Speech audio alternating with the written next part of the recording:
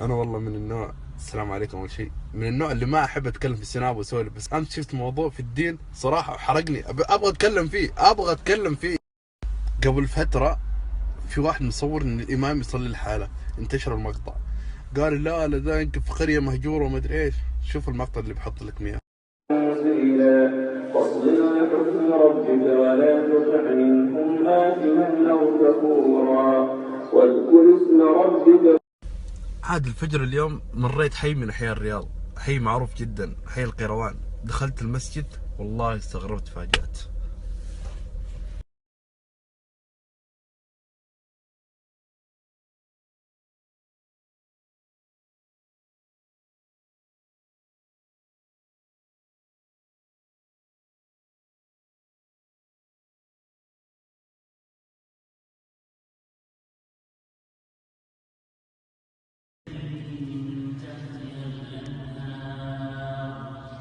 ومساكن طيبة في جنات عدن.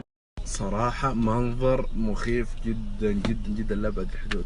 أنا صراحة أول مرة أشوف المنظر ذا، حي بكبره ما في إلا اثنين يصلوا.